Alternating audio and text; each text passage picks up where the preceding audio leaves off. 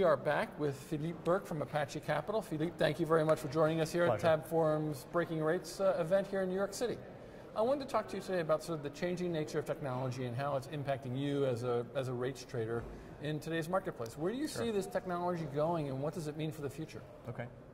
So a lot has been said about technology impacting the cost of trading. Right. So the ability to trade very quickly, large amounts at diminished spreads. And so rather than talk about that, there's a whole other field that technology is impacting our world, and that's the ability to analyze data, very large amounts of data coming in at a very rapid rate, and deriving conclusions that you might not naturally have come up with. So part of that is covered by a field called machine learning.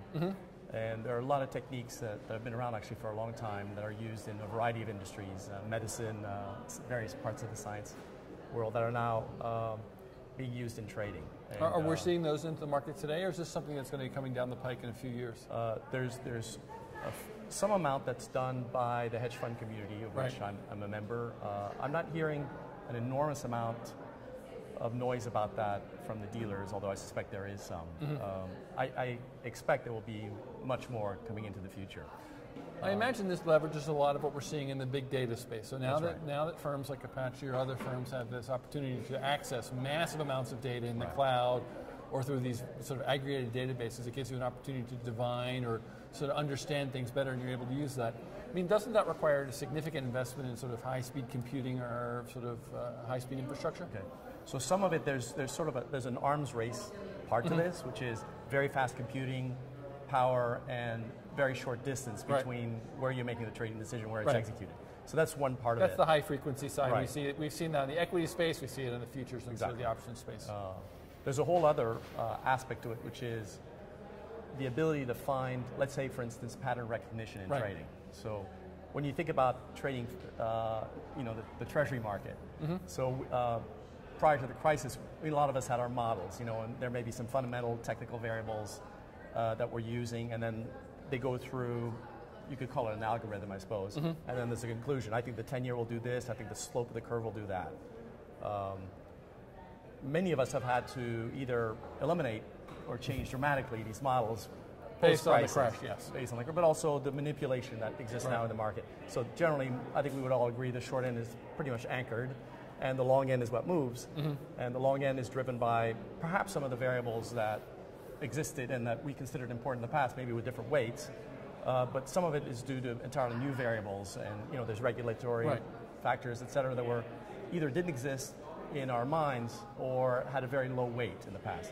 So you've had, what the typical pattern I think for a lot of people is, you keep your existing model at first, it doesn't work. What you do is you widen the volatility band. Oh, it works, but in a wider band, and then eventually you have to throw that out because that doesn't work. You've just lost too much money. So then you move on, and you create a new model, So, but what is happening now with this whole introduction of machine learning is, imagine that you think you have an idea what variables matter, and there are even variables that you think are completely irrelevant, but you have data in them, and some of it may be structured, some is unstructured. So you create a very large database and the ability to feed information to that. And then you have, for a period of time, that you consider relevant, you have the value of the output. Let's say you're trying to trade the 10-year. So you know where the 10-year is traded, you can get tick data for the last 5 years if you consider that a relevant period. So you have the output and you have all the input, but you just don't know the relation between the input and the output.